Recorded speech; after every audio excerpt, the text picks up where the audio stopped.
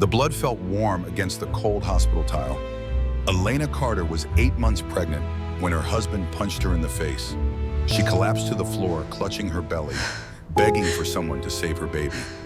But no one came. Instead, his mistress stood in the doorway, laughing, actually laughing. She crouched down beside Elena and whispered something so cruel, so calculated, that you will not believe it until you hear it. And here is the part that will haunt you. Elena's best friend of 10 years, the woman she trusted with her darkest secrets, she was in on it too. She had already stolen every dollar Elena had, $400,000. Gone in 15 minutes. Elena had no husband, no money, no best friend. She was bleeding on a hospital floor, about to lose her baby, and utterly alone. Or so she thought.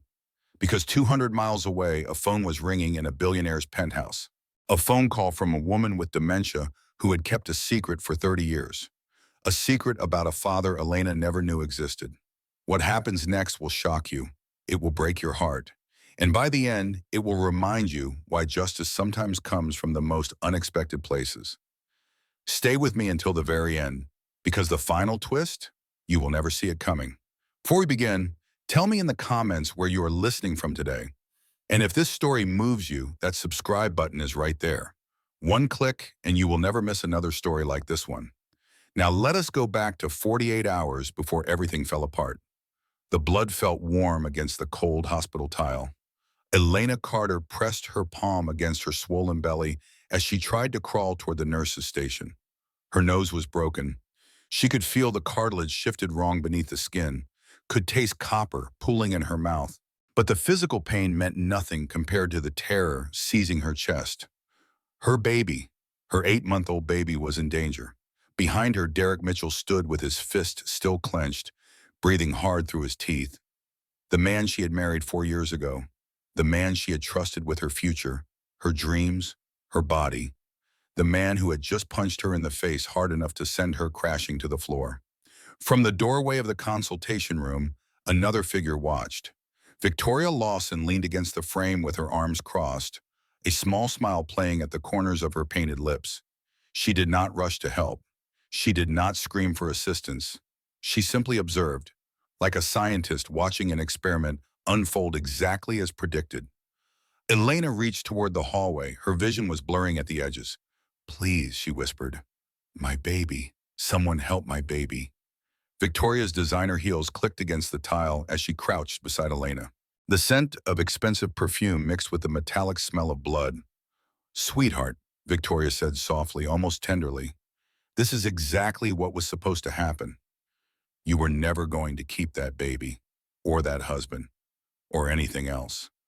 Alarms began blaring somewhere in the distance. Elena heard shouting, footsteps, the squeak of rubber soles on polished floors. But she could not focus on any of it. The only thing that mattered was the sharp cramping in her abdomen, the wetness spreading beneath her hospital gown, the terrifying possibility that she was losing everything. The last thing she saw before consciousness slipped away was Victoria waving goodbye with her perfectly manicured fingers. 48 hours earlier, Elena had still believed in her marriage. She stood in her kitchen that Tuesday morning, flipping pancakes on the griddle while Derek scrolled through his phone at the breakfast table. The house was beautiful, a 4-bedroom colonial in a quiet suburb of Columbus, Ohio. Elena had made the down payment herself with money saved from her years as a senior financial analyst. Derek had contributed nothing but opinions about the paint colors. "Breakfast is ready," she said, sliding a plate in front of him. Derek grunted without looking up. His thumbs moved rapidly across the screen, typing something that made him smile. Elena touched her belly. At 8 months pregnant, she felt enormous, ungainly, perpetually exhausted. But she had given up her career for this. Derek had insisted she focus on family, on preparing for the baby, on being available. She had agreed because she loved him, because she believed in the life they were building together. "Who are you texting?" she asked, trying to keep her voice light. "Work stuff." Derek shoved the phone into his pocket and stood. "I have to go. Big meeting." He kissed her forehead with the mechanical precision of a man completing an item on his checklist.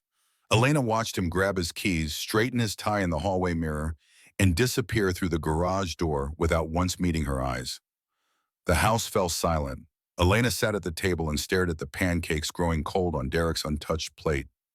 Something was wrong. She had felt it for months, this creeping distance between them, this sense that she was living with a stranger who wore her husband's face.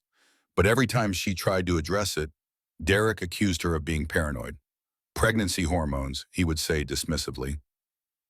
You are being irrational. Maybe he was right. Maybe she was imagining things. She cleaned the kitchen, showered, and dressed for her lunch date with Jessica Palmer. Jessica had been her best friend since their freshman year at Ohio State. 10 years of friendship. 10 years of shared secrets, late-night phone calls, and unwavering support through every crisis. If anyone could help Elena sort through her confused feelings, it was Jessica. They met at their usual spot, a small cafe near the university where they had spent countless hours studying together. Jessica was already waiting at their favorite booth, her blonde hair pulled back in a casual ponytail, her smile warm and welcoming. Look at you, Jessica said, standing to embrace her. You are absolutely glowing. Elena laughed. I feel like a whale. You look beautiful. How is the baby? They ordered salads and caught up on small talk. Jessica's job at the marketing firm, Elena's preparations for the nursery, the latest gossip about mutual friends from college. For a few minutes, Elena felt almost normal. Then Jessica leaned forward with concern in her eyes. But how are you really doing? You sounded stressed on the phone. Elena hesitated. The words felt dangerous, like admitting them out loud would make them real. I found a receipt in Derek's jacket last week, she finally said. For flowers. I never received any flowers. Jessica's expression flickered, something passing across her features too quickly for Elena to identify. But her voice remained steady. That is strange. Did you ask him about it? He said they were for a colleague's birthday. But Jessica, he comes home late almost every night now. He is always on his phone. He barely touches me anymore. Elena felt tears building behind her eyes. She hated how weak she sounded, how desperate. I think he is having an affair. Jessica reached across the table and squeezed her hand. Oh, honey, you are overthinking this. Derek adores you. He is probably just stressed about work. Men get weird when babies are coming. They freak out about responsibility. You think so? I know so. Jessica smiled reassuringly. You have the perfect marriage. Everyone says so. Do not let pregnancy hormones convince you otherwise. Elena wanted to believe her. She wanted to believe that she was being paranoid, that her husband still loved her, that the life she had built was not crumbling beneath her feet. She had no idea that Jessica had already been paid $50,000 to keep her blind. After lunch, Elena drove to Sunrise Memory Care to visit her mother. Margaret Reynolds sat by the window of her private room, staring at the parking lot below with empty eyes.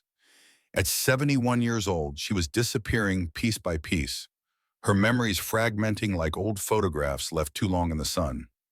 Most days, she did not recognize Elena at all. Hi, Mom, Elena said softly, pulling a chair beside her, and it is me. Elena. Margaret turned slowly. Her white hair was neatly brushed, courtesy of the attendants who cared for her around the clock. For a long moment, she simply stared at Elena with no recognition. Then something shifted. Elena, Margaret breathed. My sweet girl. Elena's heart leaped. You remember me today? Margaret's hands shot out and gripped Elena's wrist with surprising strength. Her eyes became urgent, almost frightened, clouded with a clarity that seemed to emerge from nowhere. Your father, Margaret said. You need to know about your father. Elena froze. Her biological father had always been a mystery. Margaret had adopted her when she was 3 years old, after Elena's birth mother died in a car accident. The story Elena had been told was simple. Her father was a nameless drifter who disappeared before she was born. There was nothing more to know. Mom, she said carefully, what about my father? Margaret struggled to form words, her mind fighting against the fog that constantly threatened to consume it. William, his name was William. He did not know. Your mother never told him. Elena felt the world tilt beneath her. Who is William? What do you mean he did not know? I kept his number, Margaret continued, her grip tightening. All these years, just in case you ever needed him, in case something happened. Sarah made me promise. Sarah was Elena's birth mother's name. Elena had seen photographs, had heard stories, but had never known her. Mom, Elena pressed. Who is William? Where is he? But Margaret's moment of clarity was already fading. A nurse entered with medication, interrupting the conversation with cheerful efficiency. By the time she left, Margaret was staring out the window again, her expression vacant. Who are you? Margaret asked when Elena tried to continue. Why are you in my room? Elena drove home in a daze. Who was William? Why had her mother hidden him? What other secrets had been buried in Margaret's deteriorating mind, waiting to surface at random moments before disappearing again? She did not tell Derek about the conversation. For the first time in their marriage, she kept a secret from him. That night, she wished she had kept more. Derek announced he would be working late, some emergency at the office that required his immediate attention. Elena kissed him goodbye and watched him drive away with a growing sense of unease she could not explain. At 10:30, unable to sleep, she reached for Derek's iPad on the nightstand. They had always shared passwords, maintained an open door policy about devices and accounts. Derek insisted on it. Transparency, he called it, the foundation of trust. The iPad glowed to life in her hands. She intended to read, to distract herself with articles about pregnancy or nursery decoration, but a text notification appeared at the top of the screen. Victoria, cannot wait to see you tonight. Wear the blue shirt I bought you. Elena's heart stopped. Her fingers moved without conscious direction, opening the message thread, scrolling backward through months of conversations she was never meant to see. Explicit photographs. I love you declarations. Plans for a future that did not include her. The woman named Victoria called Elena disgusting names. The whale, the obstacle, the paycheck. Derek responded with laughing emojis, with agreement, with cruel observations about his own wife that made Elena want to vomit. But the worst messages were dated just 3 days earlier. Derek had written, once the baby is born, I will file for divorce and full custody. Elena will not see it coming. Victoria had responded, perfect. Then we sell the house and take the kid for child support and start our life together. She will have nothing. Derek's reply, she deserves nothing. The iPad slipped from Elena's trembling hands. She had been married to a stranger. She had given up her career, her independence, her entire identity for a man who was planning to destroy her. And she had not seen any of it coming. Elena did not sleep that night.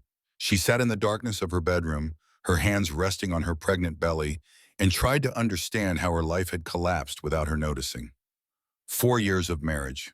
4 years of believing Derek loved her. 4 years of building a future that had been a lie from the beginning.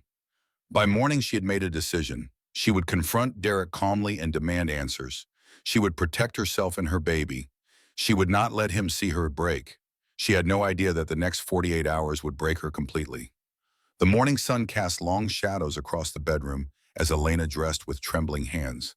She had rehearsed what she would say 100 times during the sleepless night, had imagined every possible scenario, and prepared for each one. She would be calm. She would be rational. She would demand the truth and then decide her next steps. She was 31 years old, 8 months pregnant, and her entire world had been revealed as a carefully constructed lie. Derek had already left for work by the time she came downstairs. Elena made herself eat a piece of toast, knowing the baby needed nutrition even if she had no appetite. Then she climbed into her car and began the 30-minute drive to Derek's office in downtown Columbus. The building was a gleaming tower of glass and steel, home to Mitchell Real Estate Development. Derek was the regional sales director, though Elena had recently learned through those devastating text messages that the company was struggling financially. Another secret he had kept from her. She parked in the visitor lot and walked through the lobby with her head held high. The receptionist recognized her immediately. Mrs. Mitchell, the young woman smiled warmly. Mr. Mitchell did not mention you were coming. I wanted to surprise him, Elena said. The lie tasted bitter on her tongue. She took the elevator to the 14th floor, her heart pounding harder with each ascending number. The doors opened onto a carpeted hallway lined with offices. She could hear phones ringing somewhere in the distance, the murmur of salespeople working their calls. Derek's corner office was at the end of the hall. The door was slightly ajar. Elena approached slowly, her footsteps silent on the thick carpet. She could hear voices inside. Laughter. A woman's voice, low and teasing. She pushed the door open. Derek had Victoria pressed against his desk. His shirt was unbuttoned. Her skirt was hiked up around her thighs. They were so absorbed in each other that neither noticed Elena standing in the doorway until she spoke. "So it is true," she said. They sprang apart. Victoria recovered first, her expression shifting from surprise to amusement in the space of a heartbeat. She did not scramble to cover herself. She simply smoothed her skirt and smiled. "Oh, look," Victoria said. The wife finally figured it out. Derek was still fumbling with his buttons. His face had gone pale, then red, cycling through emotions too quickly to track. But when his eyes finally met Elena's, she saw no remorse there, only annoyance. "What are you doing here?" he demanded. "You were supposed to stay home." Elena gripped the doorframe for support. Her legs felt weak.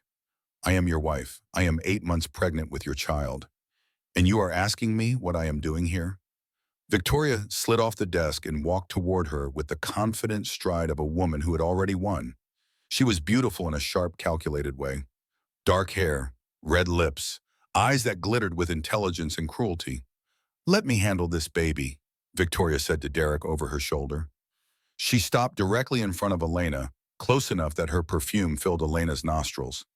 "Elena, let us be adults about this. Derek does not love you. He never did. You were convenient, a stable income while he figured things out. But now," she tilted her head, "you are just in the way." Elena looked past her to Derek. "Say something. Tell me she is lying." Derek adjusted his tie. His face had settled into cold indifference. "She is not lying," he said. "I want a divorce. I have already talked to a lawyer." "You will be hearing from them." The words hit Elena like physical blows. She staggered backward, and as she did, a sharp pain seized her abdomen. A contraction, real and powerful and too early. "I am having contractions," she gasped. Victoria rolled her eyes. "Drama queen. She is faking it for sympathy." Elena gripped her stomach as another wave of pain washed through her. This was not fake. Something was wrong. The stress, the shock, the betrayal. Her body was reacting in the most dangerous way possible.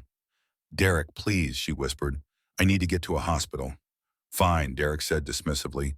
"Go to the hospital. But do not expect me to come. I have things to handle here." He turned back to Victoria as if his pregnant wife was not clutching the doorframe in agony. Victoria wrapped her arms around his neck and pressed her lips to his cheek, watching Elena over his shoulder with undisguised triumph.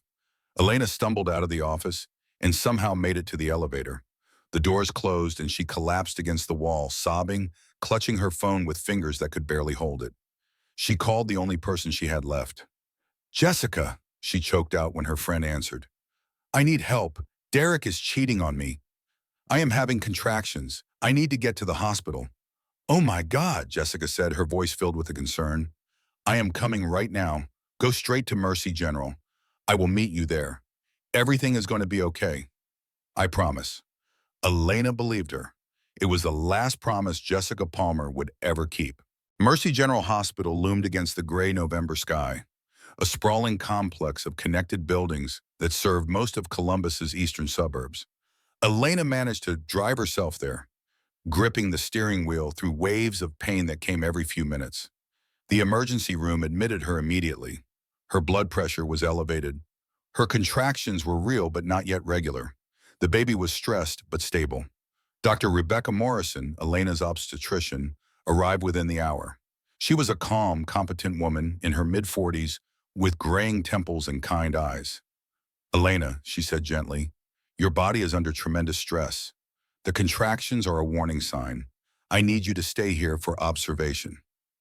"Am I going to lose my baby?" "We are going to do everything possible to prevent that," Dr. Morrison said. "But you need to rest. You need to stay calm. Whatever happened today, you need to put it aside and focus on you and this child." Elena nodded numbly.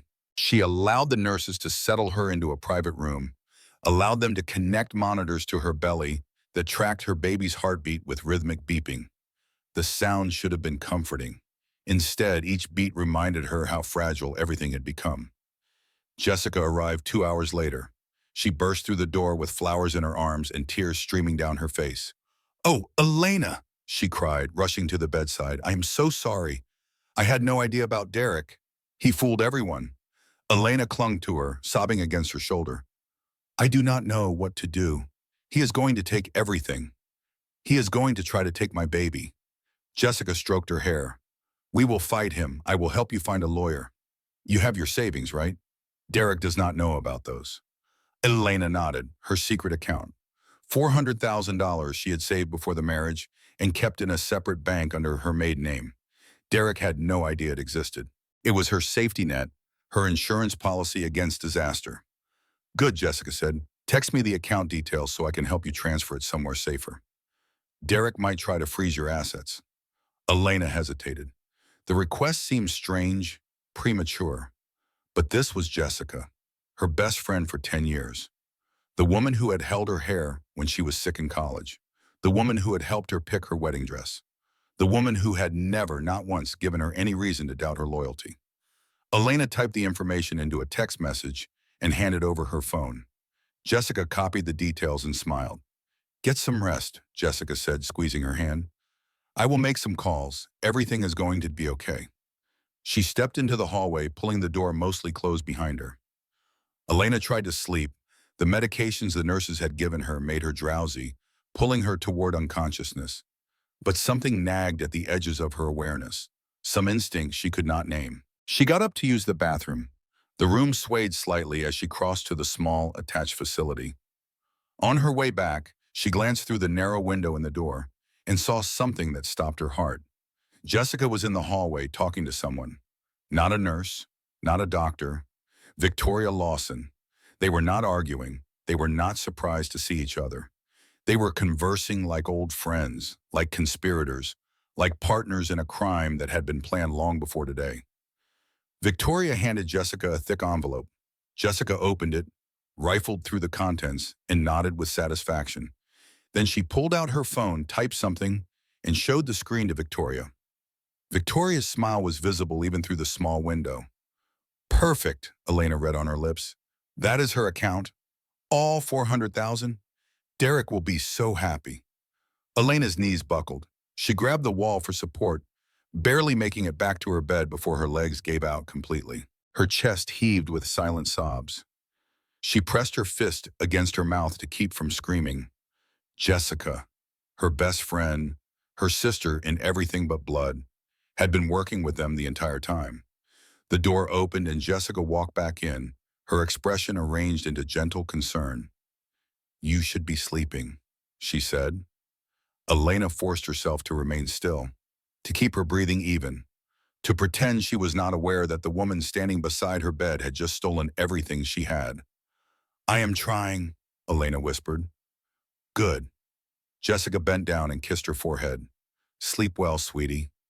Everything is going according to plan. She left. Elena checked her phone with trembling fingers. She navigated to her banking app, entered her credentials, and stared at the screen.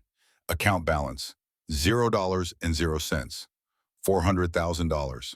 Transferred out 15 minutes ago. Gone. Elena had no husband, no savings, no best friend. She was 8 months pregnant, lying in a hospital bed, and utterly, completely alone. She sobbed into her pillow until she had no tears left. Then she lay in the darkness, staring at the ceiling, and tried to figure out how to survive. She decided that in the morning she would discharge herself. She would go to a women's shelter. She would start over with nothing. She had no way of knowing that the worst was still to come. Evening settled over Mercy General Hospital like a shroud. Elena lay in her bed, staring at the monitors that tracked her baby's heartbeat. The contractions had slowed. The doctors were cautiously optimistic. If she could remain calm and rest for the next few days, there was a good chance she could carry the baby to term. Remaining calm felt impossible. Every time she closed her eyes, she saw Jessica's face. The smile that had hidden 10 years of treachery. The hand that had squeezed hers while orchestrating her destruction. The casual cruelty of taking everything and calling it a plan. A nurse appeared in the doorway. Mrs. Mitchell, your husband is here. He says there is urgent paperwork you need to sign for your insurance. Elena's blood went cold. I do not want to see him. The nurse looked uncomfortable. I understand, but he says if you do not sign tonight, your coverage for the delivery will be voided. Hospital policy requires a family member's signature for the extended monitoring. I do not have any other family. I am sorry, the nurse said gently. I can stay nearby if you want, but you really do need to sign these forms. Elena closed her eyes. Margaret could not sign legal documents. Her dementia had progressed too far for any court to accept her capacity. There was literally no one else. Fine, she said, but please stay close. At the nurse's station, where you can hear me if I need you. Of course. Derek entered the room a few minutes later. He looked different than he had at the office. Softer somehow. Tired. His shoulders slumped and his eyes held something that might have been regret. Elena, he said, sitting in the chair beside her bed, I am sorry about today. I was cruel.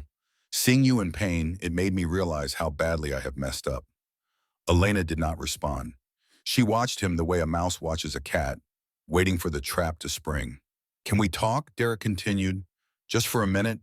Not here, the nurses keep interrupting. There is a family consultation room down the hall. It is private. Please, 5 minutes. Every instinct screamed at Elena to refuse. But she needed those insurance papers. She needed coverage for the delivery, for the baby, for whatever came next. And the consultation room was only steps away. The nurse's station was right there. If anything happened, she could scream. 5 minutes, she said. That is it. Derek helped her out of bed with exaggerated gentleness. They walked slowly down the hallway, Elena's hand pressed against her belly, Derek hovering solicitously at her elbow. To anyone watching, they might have looked like a concerned husband caring for his pregnant wife. The consultation room was at the far end of the corridor, past the last patient room, around a corner. More private than Elena had expected, more isolated than she had realized. Derek opened the door and gestured for her to enter. Victoria was waiting inside. Elena tried to turn around, but Derek's hand closed around her arm. He pulled her into the room and shut the door behind them with a soft click that sounded like a gunshot. Hello again, Elena, Victoria said. I hear you have had a rough day. Lost your husband, lost your money, lost your best friend. Let me out, Elena demanded. I will scream. Victoria shrugged. Go ahead. But first, look at this. She held up her phone. On the screen was a video. Elena recognized herself immediately, recognized the bedroom. But the man in the video was a stranger. The acts depicted were things she had never done. Amazing what technology can do, Victoria said conversationally. This is our insurance policy. If you try to fight the divorce, if you try to claim Derek was unfaithful, this video goes everywhere. Your family, your employers, the internet. That is fake, Elena said. Anyone can see it is fake. Derek stepped closer. Does not matter if it is fake. People believe what they want to believe. And you know what they will believe? That the baby is not mine. Lena's hand moved protectively to her stomach. The baby is yours. You know that, do I? Derek's face twisted with sudden rage. Victoria showed me things, messages you sent to other men, pictures. Those are lies, Elena cried. I never sent anything to anyone. I have been faithful to you for 4 years. Derek grabbed her shoulders. His fingers dug into her flesh with bruising force. Shut up, he snarled. Victoria laughed. The sound was high and delighted, like a child watching a particularly entertaining show. Hit her, Derek, Victoria encouraged. She deserves it.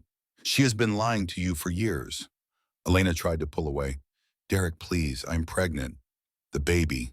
His fist connected with her face. The pain was beyond anything Elena had ever experienced.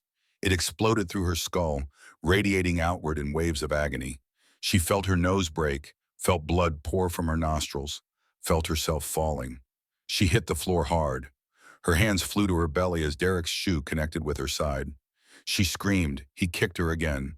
Victoria kept laughing. Not so perfect now, are you? Derek kicked her stomach. Something tore inside Elena. She felt it give way, felt the rush of fluid, felt pain like a knife twisting in her abdomen. Blood began spreading beneath her hospital gown. Too much blood, far too much blood. She screamed again, louder this time, and again, and again. Finally, blessedly, she heard shouting in the hallway, running footsteps, alarms. The door burst open. Nurses flooded in. They surrounded Elena, checking her vitals, shouting medical terminology she could not understand. She is hemorrhaging, someone yelled. The baby's heart rate is dropping. We need the OR now. Call Dr. Morrison. Tell her it is an emergency. Elena was lifted onto a gurney. The ceiling tiles blurred above her. She heard more voices, more alarms, more panic. But through it all, she watched Derek and Victoria walk calmly toward the exit. Victoria looked back and waved. Then everything went dark. The call came to William Ashford's penthouse office at 11:47 p.m. Eastern Time.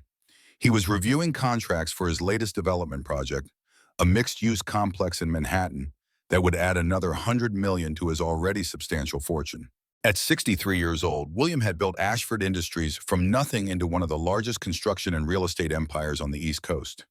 He had started as a carpenter's apprentice in Cleveland. Now he owned buildings in 12 states. The phone number was unfamiliar. An Ohio area code. Something made him answer. "Hello?" A frail voice crackled through the speaker. William, is that you? It is Margaret." Margaret Reynolds." William's coffee cup froze halfway to his lips. He had not heard that name in 30 years.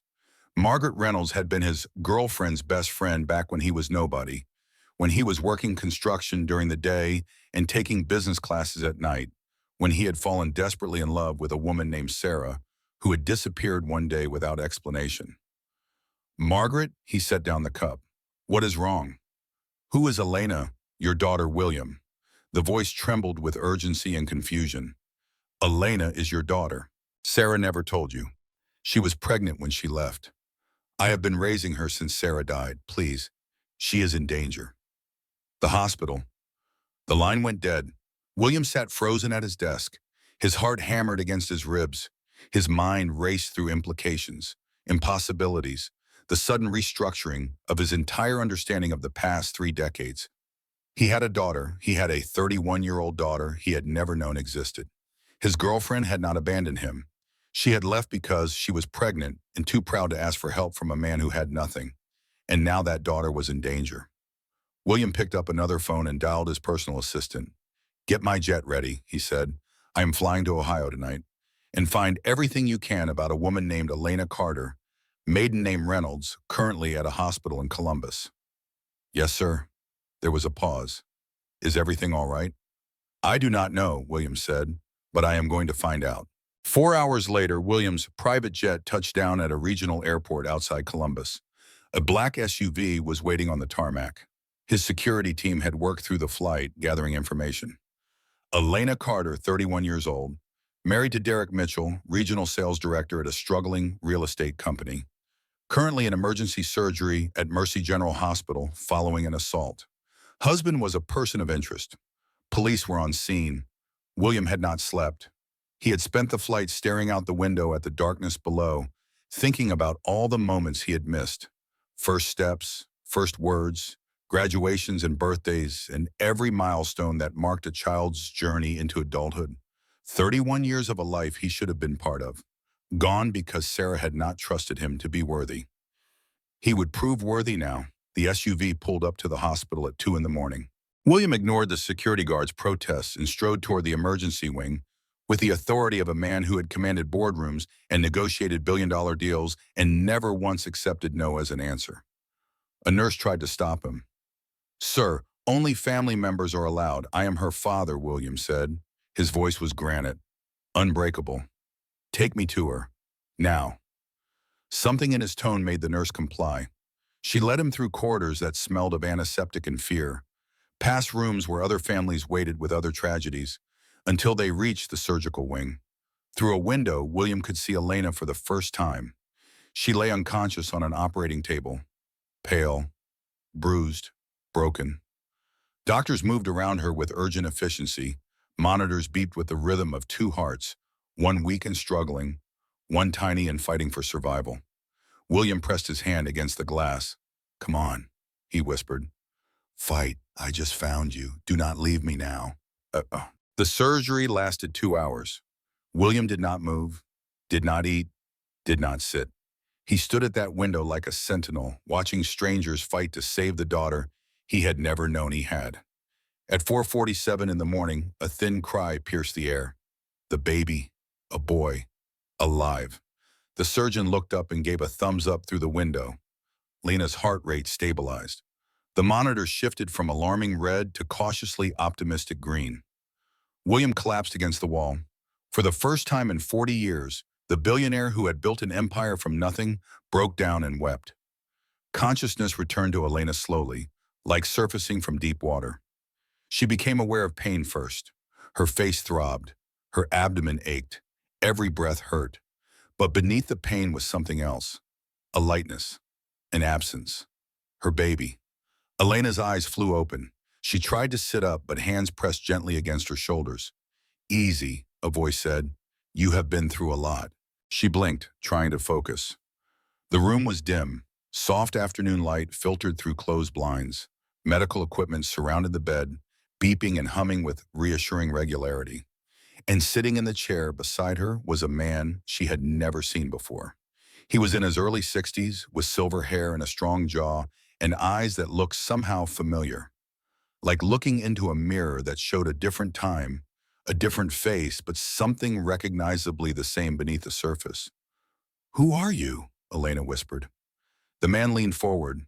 His hands were clasped in front of him, his expression a mixture of hope and terror and overwhelming emotion. "Elena," he said, "my name is William Ashford. I am your father." The words did not make sense. Elena tried to process them, tried to fit them into her understanding of reality, but they remained foreign, impossible. "I do not have a father," she said. "Your mother never told me about you," William continued. His voice was steady, but Elena could see the effort it took to maintain that steadiness. "She disappeared before I knew she was pregnant. Margaret kept the secret all these years. She called me 2 nights ago. She saved your life." Margaret. The phone number she had kept for 30 years. The moment of clarity at the memory care facility. Your father. His name was William. Elena started to cry. Everything hurt. Her body, her heart, her entire understanding of who she was and where she came from.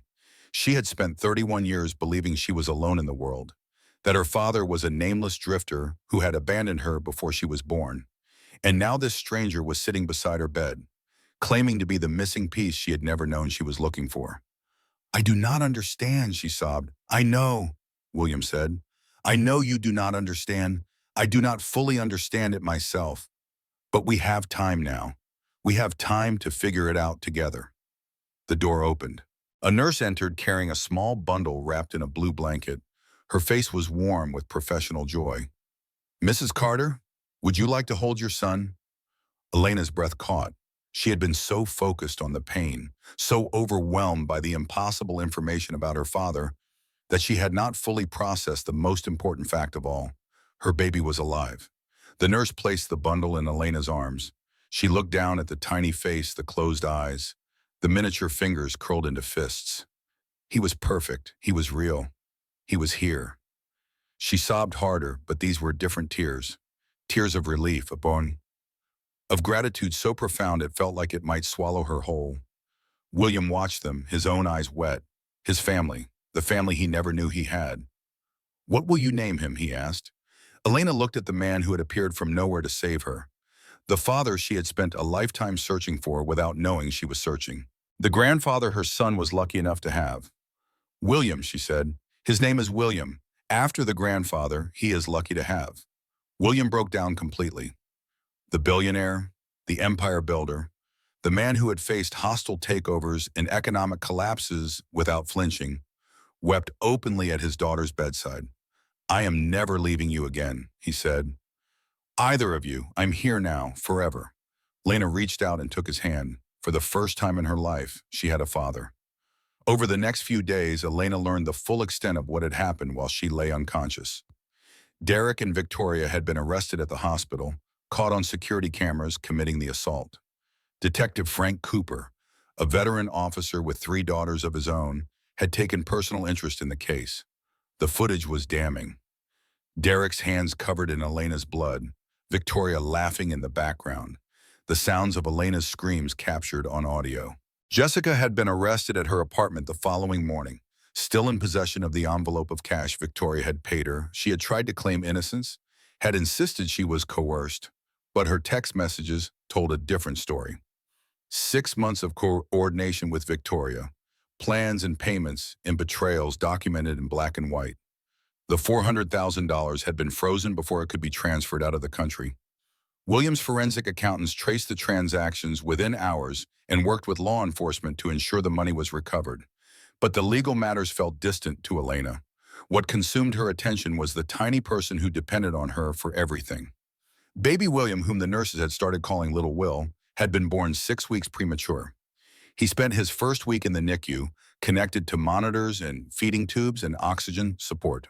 Elena sat beside his incubator for hours every day, talking to him, singing to him, willing him to grow stronger with every breath. William Sr. was there too. He hired additional specialists. He ensured little Will received the best possible care. He sat vigil beside Elena, keeping her company during the long hours, bringing her food she did not want to eat, making sure she remembered to take care of herself as well as her son. They talked during those quiet hours. Elena learned about her mother, Sarah Reynolds, who had been William's girlfriend for 2 years before she disappeared. She learned that William had searched for her, had hired private investigators, had spent months trying to understand why she had left without a word. "I loved her," William said one night, his voice heavy with decades-old grief. "I would have married her. I would have given up everything to build a life with her. But she never gave me the chance." "Why did she leave?" Elena asked. "I do not know for certain. But Margaret told me that Sarah found out she was pregnant right around the time I landed my first big contract. I was suddenly making real money. I was moving up in the world. And Sarah." William paused. "Sarah was proud, fiercely proud. She did not want anyone to think she was using me. She did not want to be a burden. So she disappeared. And she took my daughter with her." Elena processed this information slowly, turning it over in her mind like a stone worn smooth by years of examination.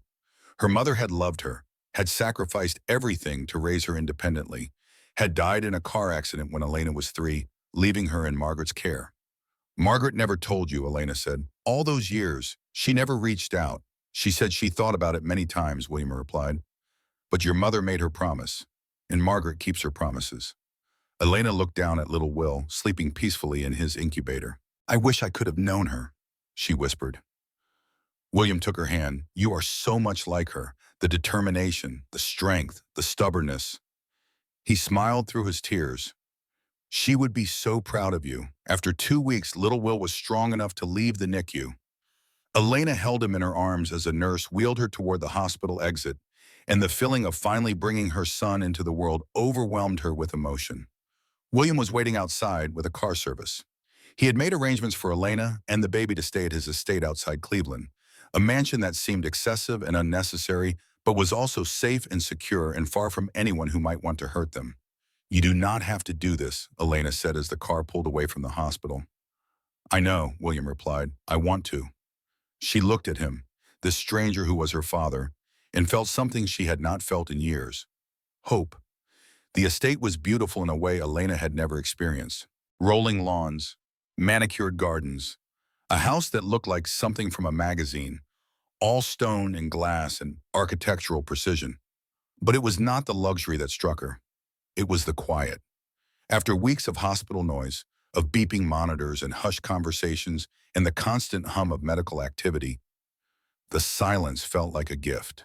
A nursery had been prepared, pale blue walls, a crib that probably cost more than Elena's car, stuffed animals in mobiles, and a rocking chair positioned by the window to catch the afternoon light. "This is too much," Elena said.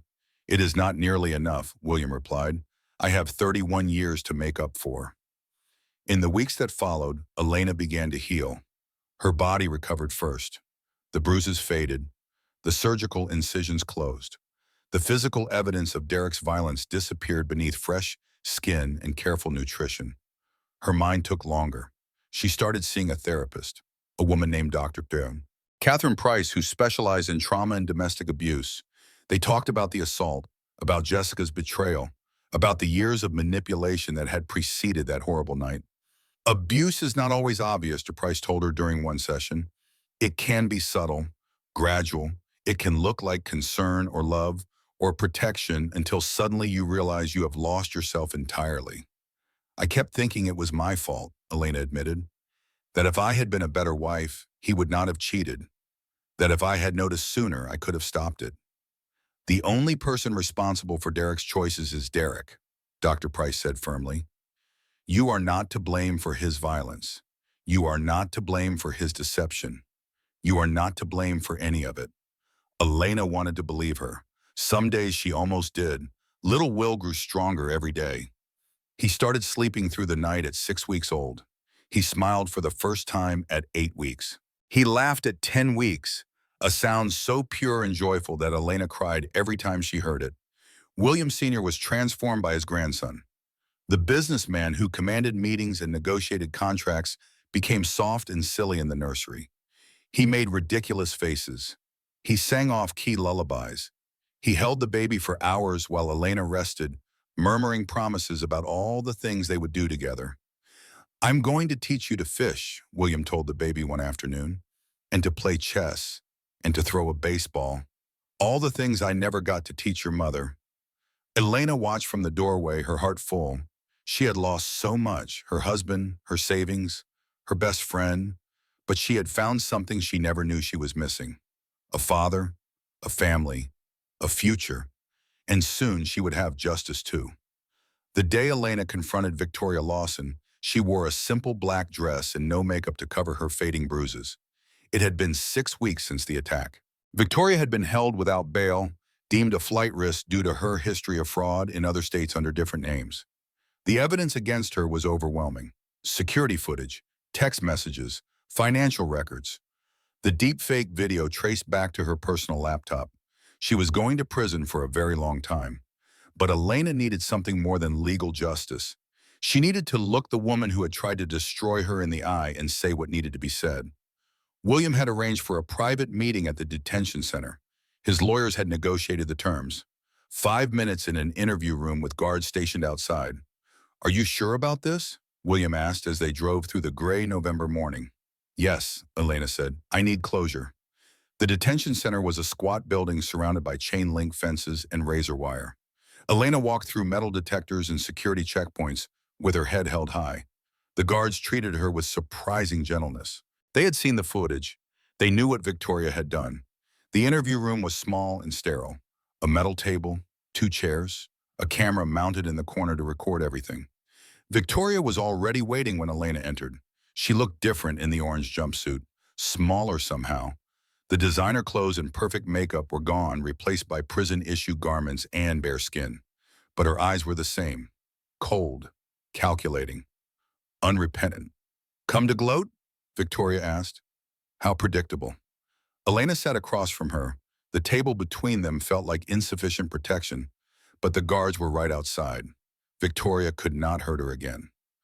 I want you to understand something, Elena said. Her voice was steady. She had practiced this speech 100 times. You spent 18 months planning to destroy me. 18 months manipulating my husband, buying my best friend, plotting to steal my baby and my inheritance. Victoria smirked, and I almost succeeded. Almost. Elena leaned forward slightly.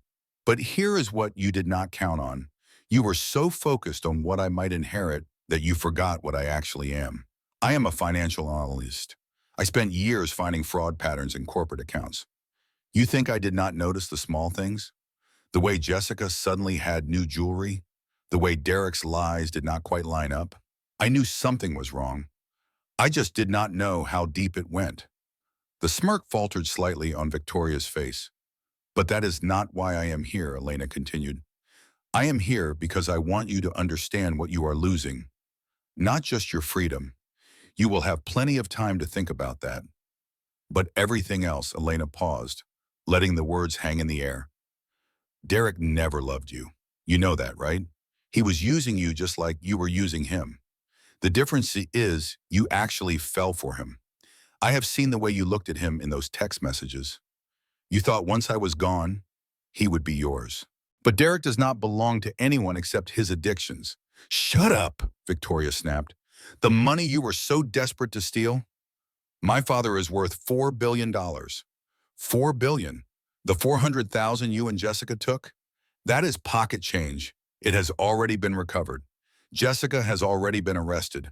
Everything you worked for, everything you planned, everything you sacrificed, all of it was for nothing. Victoria's composure was cracking now, her jaw tightened. her hands clenched into fists on the table. And the worst part? Elena asked. The thing that will eat at you every day in that cell? She stood up. I am going to forget you. Within a year, I will not think about you at all. I will be raising my son in a home filled with love. I will be reconnecting with the father I never knew. I will be building a life so beautiful that your 18 months of scheming will be nothing but a footnote. You wanted to take everything from me. Instead, you gave me everything. If you had not pushed Derek to show his true colors, I might have spent 20 more years in that marriage. So thank you, Victoria. Thank you for setting me free. Elena turned and walked toward the door.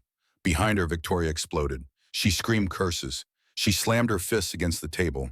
She thrashed in her chair until guards rushed in to restrain her. But Elena did not look back. She walked out of the detention center and into the gray November light, and she felt something she had not felt in months. Free. 2 days later, she confronted Jessica. The meeting was harder to arrange. Jessica had been cooperative with investigators, had provided testimony against Victoria in exchange for reduced charges. But she had also asked to see Elena, to explain, to apologize. William advised against it. Dr. Price suggested she was not ready. But Elena knew she needed to hear what Jessica had to say. They met in the same interview room, under the same fluorescent lights. Jessica looked worse than Victoria had. Her hair was unwashed. Her face was hollow.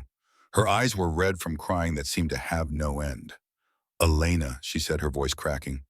I am so sorry. I never meant for any of this. Yes, you did. Elena's voice was flat. You meant every bit of it. Do not insult me by pretending otherwise. Jessica broke down. I was jealous. I have always been jealous. You had the career, the husband, the baby on the way. Everything came so easy for you. Easy? Elena felt something hot and sharp rise in her chest. You think my life was easy? I gave up my career for a man who was cheating on me. I was isolated, manipulated, made to feel like nothing. And you, my best friend, you saw all of that and decided to help them destroy me. Victoria offered me $150,000, Jessica whispered. I have student loans, credit card debt. I was drowning. Do not make this about money. You had 100 chances to tell me the truth. Every time we had lunch, every phone call, you chose to lie. You chose to betray me, and you enjoyed it. Jessica had no response. The tears kept falling, but Elena felt no sympathy. I hope the money was worth it, Jessica, because you did not just lose a friend. You lost everything. And you will have years in prison to think about why. Elena left without saying goodbye. Jessica's sobs followed her down the hallway, but Elena did not feel guilty. She felt free. The trial came 3 months later. By then, little Will was 4 months old and thriving.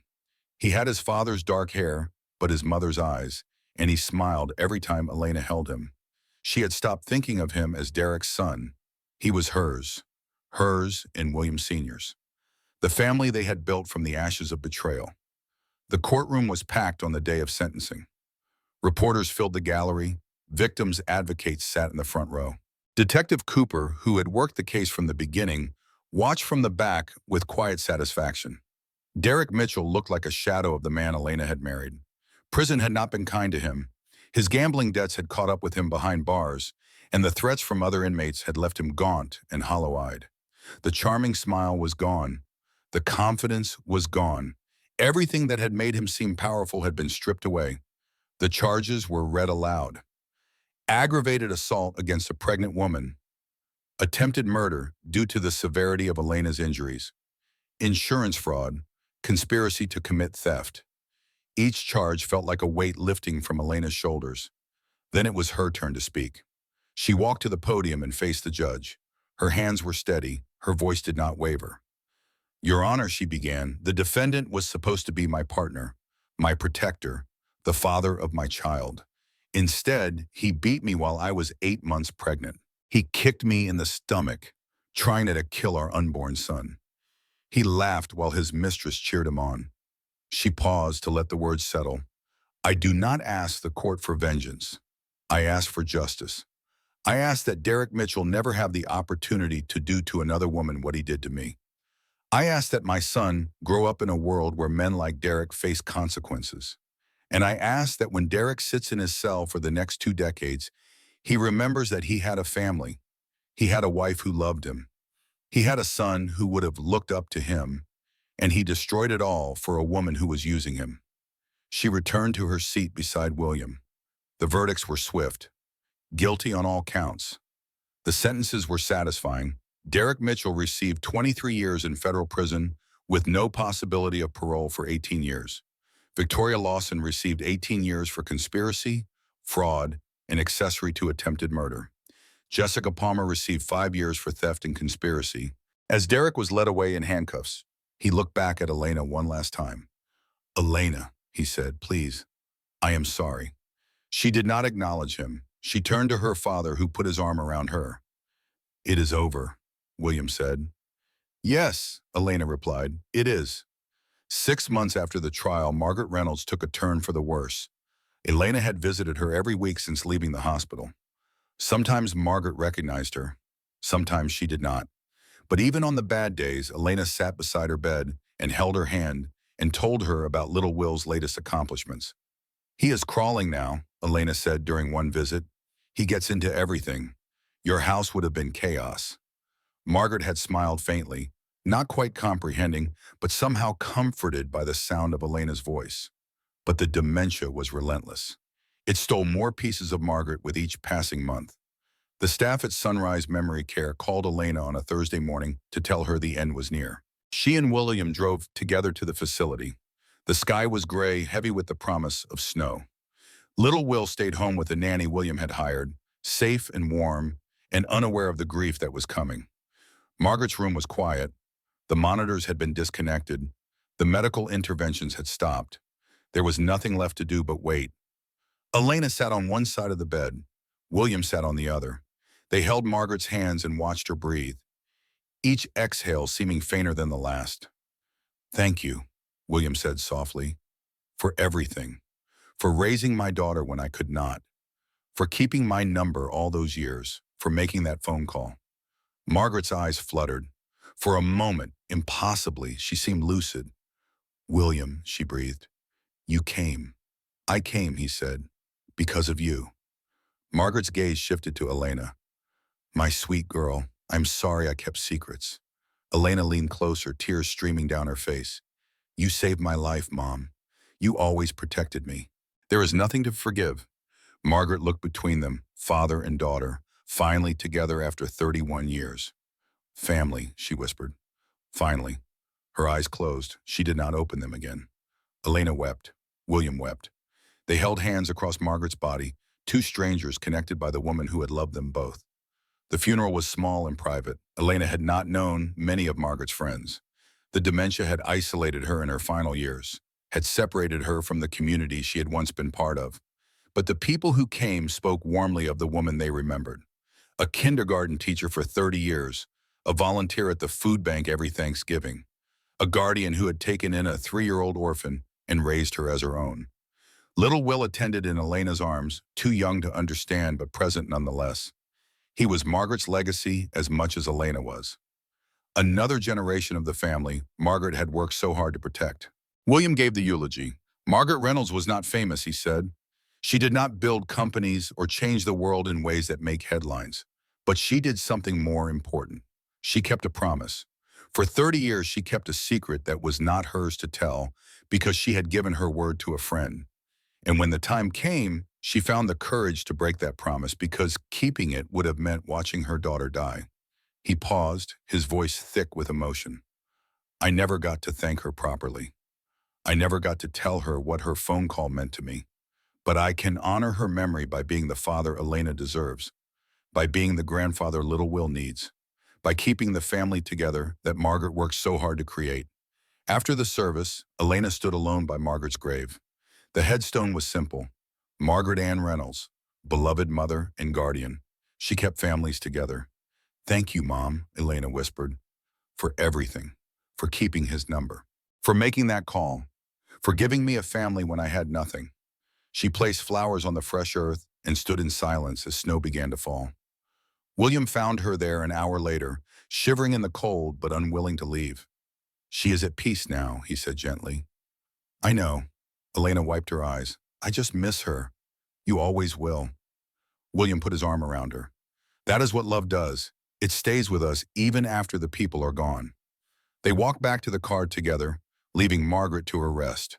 In the months that followed, Elena began to build a new life. She moved out of William's estate and into a home of her own, a comfortable house in a quiet neighborhood where little Will could grow up safe and loved. William protested at first. He wanted her close, wanted to make up for lost time, wanted to be part of every milestone, but Elena needed her independence. She needed to know she could stand on her own before she could truly accept help. I am not leaving, she assured him. I will bring little Will every weekend. You can visit whenever you want, but I need to prove to myself that I can do this. William understood. He had built his own empire from nothing. He knew the value of independence. Elena started working again. Not at her old company, but as a consultant for a nonprofit that helped domestic abuse survivors with financial planning. The work was meaningful in a way her previous career had never been. She helped women understand their options. She helped them hide money from abusive partners. She helped them build escape plans. Every success felt like a victory. Little Will celebrated his first birthday on a sunny afternoon in May. William's estate was transformed with balloons and streamers. Elena invited colleagues from the nonprofit, neighbors from her new street, a few survivors she had helped who had become friends. She stood in the garden watching her son toddle across the grass, chasing bubbles that one of the other children was blowing. He fell down, picked himself up, and kept going. Determination in every unsteady step. He is going to be a remarkable person, William said, appearing beside her. He already is. William handed her a glass of champagne. To family. Elena clinked her glass against his. To family. They watched little Will together, grandfather and mother united by the child who represented everything they had almost lost.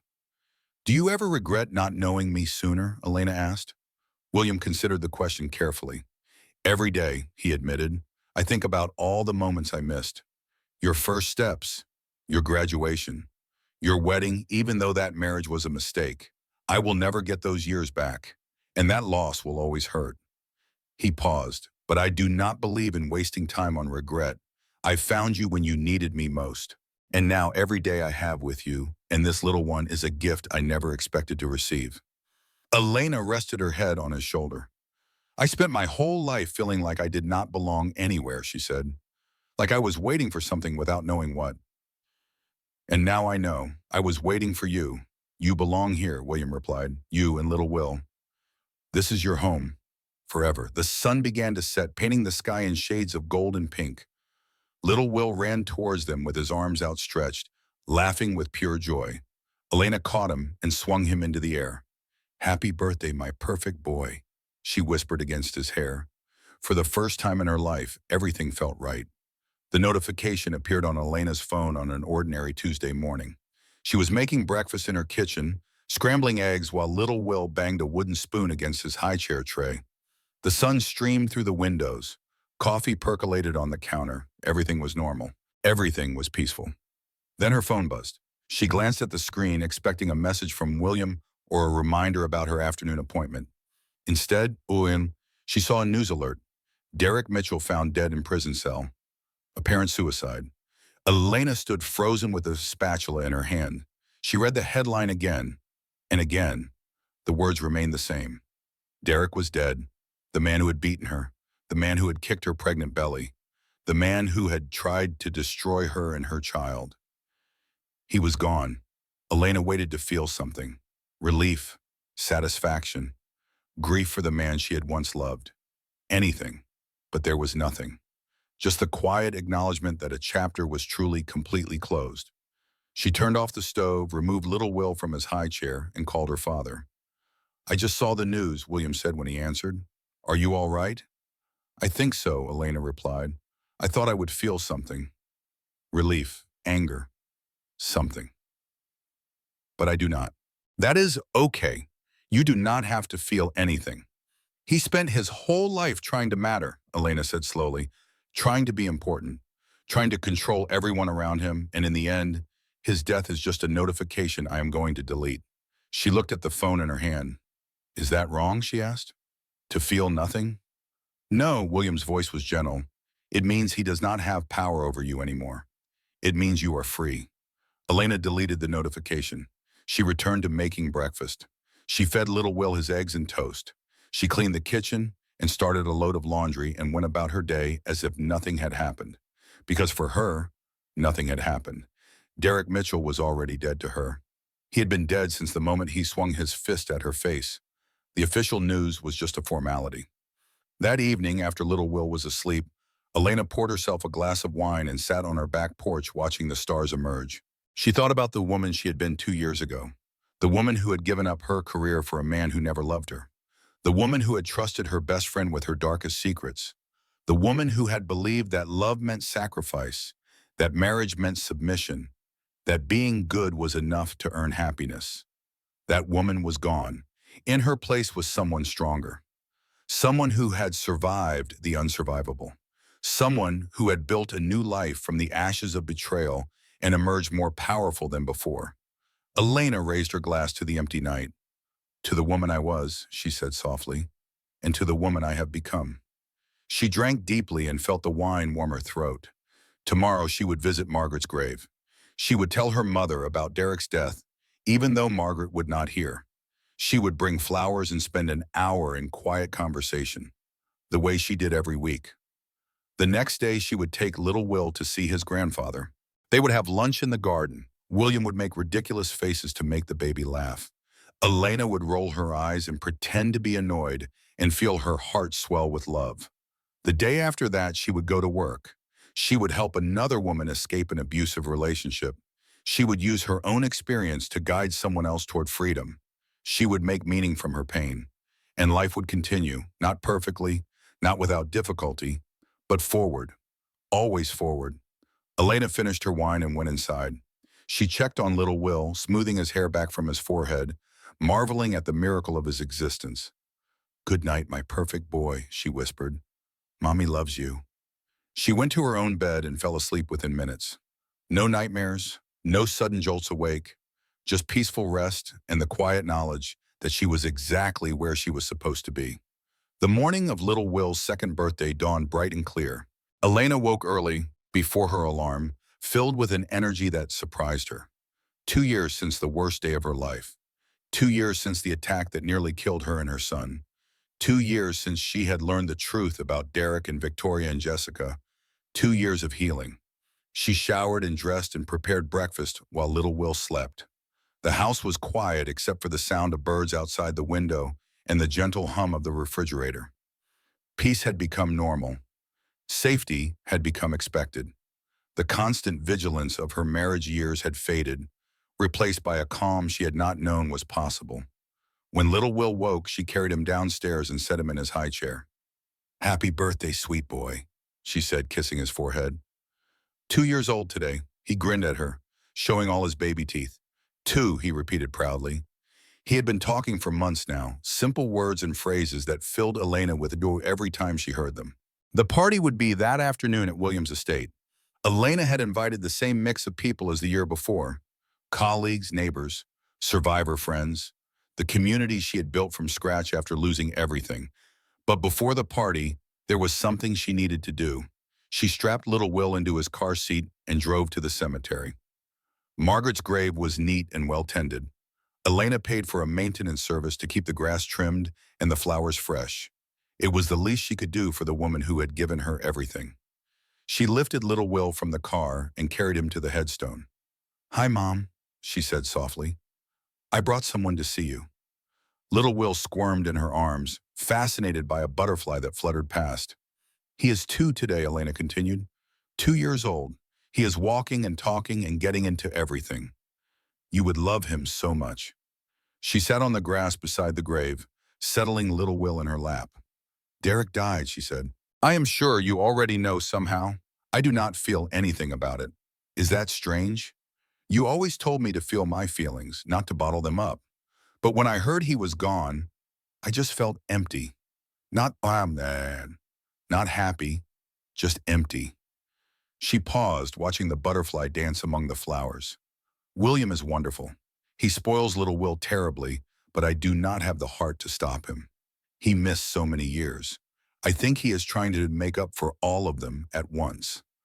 Little Will grabbed a fistful of grass and offered it to Elena with a proud smile. Thank you, baby, she laughed. That is beautiful. She turned back to the headstone. I am doing well, Mom, really well. I never thought I would be able to say that. After everything that happened, I thought I was broken forever. But I am not. I am stronger than I was before. And I have you to thank for that. She stood, brushing grass from her pants. I love you, Mom. I will always love you. Thank you for saving me. She carried little Will back to the car and drove toward William's estate. The party was exactly what she needed. William had outdone himself with decorations, balloons in every color imaginable, a bounce house on the lawn, a petting zoo with miniature ponies and baby goats that made little Will shriek with delight. You are spoiling him, Elena said as William handed her a glass of champagne. That is what grandfathers do, William replied without apology. She watched her son chase a baby goat across the grass, his laughter ringing through the air like music. I never thought I would have this, she said quietly. A family. A real family. Growing up, it was always just me and Margaret. I thought that was all I would ever have. And then Derek, and I thought I had found my person, my partner for life. But it was all a lie. She turned to William. And then you came. Out of nowhere. This father I never knew existed. And suddenly I had more family than I knew what to do with. William's eyes were wet. I wish I had known sooner. I wish your mother had told me. I know. But maybe this was how it was supposed to be. Maybe I needed to go through everything I went through to become the person I am now, to appreciate what I have.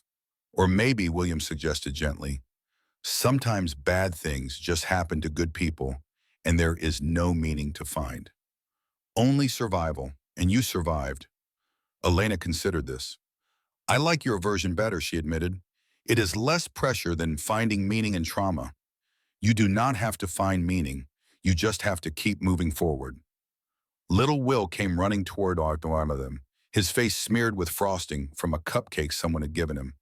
Mama, he shouted. Pop, pop, look! He held up a fistful of dandelions, crushed and wilted but offered with absolute pride. Elena crouched down and accepted the flowers with exaggerated enthusiasm. They are beautiful, she said. The most beautiful flowers I have ever seen. Little Will beamed.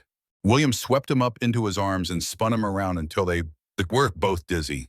Elena watched them, her heart so full it ached. This was her family.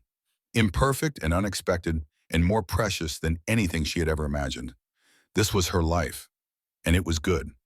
3 years after the attack, Elena stood at a podium in a conference room filled with domestic violence advocates, law enforcement officers, and survivors. She was the keynote speaker at the annual summit for survivors of intimate partner violence, an honor she had never imagined receiving, a platform she had never thought she would have. Thank you for having me, she began, her voice steady and clear. I'm going to tell you my story, not because it is unique, but because it is not. Because every person in this room knows someone who has lived through something similar. Because silence is the accomplice of abuse, and I refuse to be silent anymore. She told them everything. The slow erosion of her independence during her marriage, the gaslighting that made her doubt her own perceptions, the affair she had suspected but been afraid to confirm, the betrayal by her best friend, the attack that nearly killed her and her unborn son, and the father who had appeared from nowhere to save her. People think surviving abuse is about physical strength, she said. It is not. It is about refusing to accept the narrative your abuser has created. It is about remembering who you were before they tried to destroy you. It is about building a new life when everything you knew has been taken away. She paused, scanning the faces in the audience. I was lucky. I had resources that many survivors do not have. A father with means who appeared at exactly the right moment, access to healthcare and legal assistance and therapy. Not everyone has those things. That is why the work you do is so important. That is why organizations like this matter. She gripped the edges of the podium. But I want you to understand something. Even with all those resources, I still had to do the hardest work myself. I still had to look in the mirror every morning and choose to believe I was worth saving. I still had to fight against the voice in my head that has said the abuse was my fault. I still had to rebuild my identity from the ground up after it had been systematically dismantled for years. The room was silent, hanging on her every word. That is the real work of survival, Elena continued. Not just escaping the abuser, not just staying safe, but reclaiming the person you were always meant to be. And that is work that no one can do for you. You have to do it yourself, one day at a time, one choice at a time, one moment of courage at a time. She stepped back from the podium. I am proof that it is possible, and so is every survivor in this room. Thank you. The applause was thunderous. After the speech, a young woman approached Elena in the lobby. She was perhaps 25 years old, with dark circles under her eyes and the hunched posture of someone trying to make herself invisible. Mrs. Ashford, she said tentatively. I mean, Ms. Carter. I do not know what to call you. Elena smiled gently. Elena is fine. The young woman swallowed hard. I just wanted to say, your speech, it meant a lot. I am in a situation, a bad situation, and I do not know how to get out. Elena recognized the fear in her eyes, the shame, the desperate hope that someone might understand. What is your name, she asked. Sarah. The name hit Elena like a physical blow. Her mother's name, the woman who had disappeared rather than ask for help. Sarah, Elena said firmly, you are going to get out. I am going to help you. But first I need you to understand something. Whatever you are going through, it is not your fault. Do you understand? It is not your fault. Sarah's eyes filled with tears. I keep thinking if I was better, if I tried harder. No, Elena took her hands. That is what he wants you to think. That is how abuse works. It makes you believe the problem is you, but the problem is him. It has always been him, and you deserve better. They talked for an hour. Elena gave Sarah her personal phone number and the contact information for a safe house. She promised to follow up. She promised to help, and she kept those promises. 6 months later, Sarah was free. She had left her abuser with Elena's help. She was living in a shelter while she saved money for her own apartment. She was seeing a therapist. She was putting her life back together, one piece at a time. You saved me, Sarah told Elena over coffee one afternoon. No, Elena replied. You saved yourself. I just showed you the way out. Sarah shook her head. I could not have done it without you. You could have. You would have.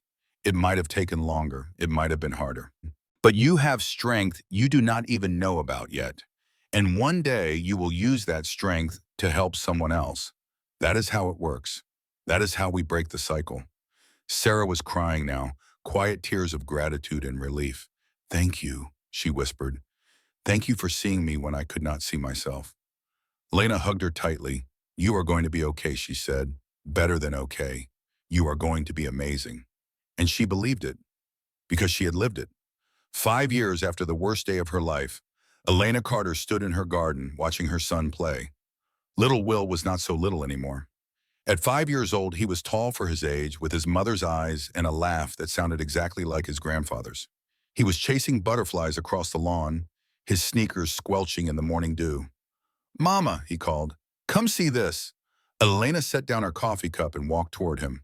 What did you find? He pointed at a caterpillar inching along a flower stem. It is fuzzy. Can I keep it? No, baby. Caterpillars need to be outside to become butterflies. What if it does not want to be a butterfly? What if it wants to stay a caterpillar forever? Elena crouched beside him, considering the question with the seriousness it deserved. I think, she said slowly, that becoming a butterfly is what caterpillars are meant to do.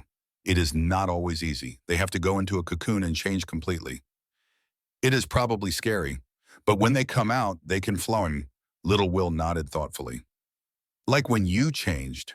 Pop-Pop told me you had to go through something hard to become who you are now. Elena's breath caught. William had told him. Some version of the story edited for his age, but true in its essence. Yes, she said, like when I changed. Are you happy you became a butterfly? She looked at her son, at his earnest face and questioning eyes, at the miracle of his existence that had cost her everything and given her everything in return. Yes, she said, I am very happy. He grinned and returned his attention to the caterpillar. I think he wants to stay on this flower. Then we will let him. They watched the caterpillar together until Elena's phone buzzed with a text from William. On my way. See you in 20. Pop Pop is coming, she told little Will. We should get ready. Is he bringing presents? Elena laughed. He always brings presents. They went inside to clean up. Elena helped little Will wash his hands and change his muddy sneakers. She checked her reflection in the hallway mirror and saw a woman she barely recognized from 5 years ago. The bruises were long gone. The trauma had faded, not disappeared, but integrated, a part of her story rather than the whole of it. She had built a life she never imagined possible, a career helping others, a home filled with love, a family that spanned 3 generations. She was 36 years old. She was the founder of a nonprofit that had helped over 200 women escape abusive relationships. She was a mother, a daughter, a survivor. She was happy. The doorbell rang. Little Will raced to answer it, throwing the door open to reveal William standing on the porch with his arms full of wrapped packages. Pop, pop, little Will shrieked, launching himself at his grandfather. William caught him with practiced ease, lifting him high into the air. There is my favorite guy. Are you ready for some presents? Always. They went into the living room where little Will tore through the wrapping paper with enthusiastic abandon. William had brought toys and books and a new bike that would require some assembly. You are spoiling him, Elena said, the same words she said every visit.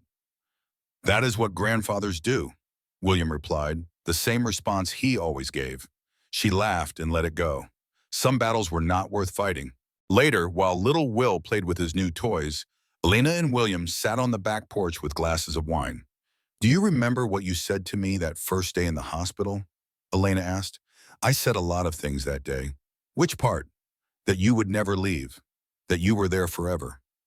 William nodded. I remember. I did not believe you, Elena admitted.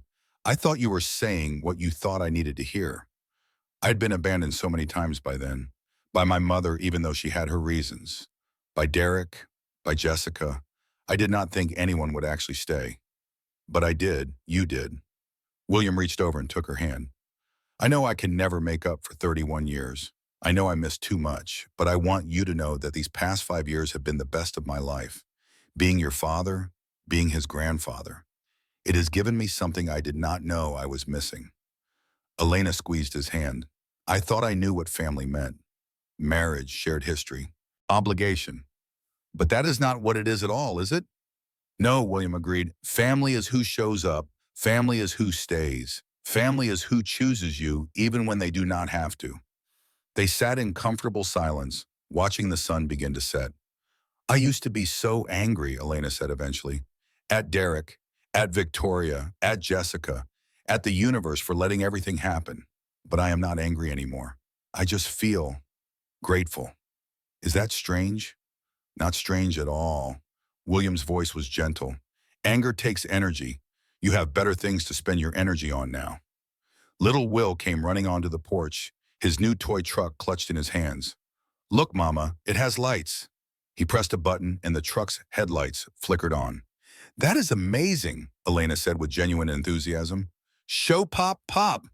Little Will climbed into William's lap and demonstrated every feature of the truck, explaining each one with the serious authority of a 5-year-old expert.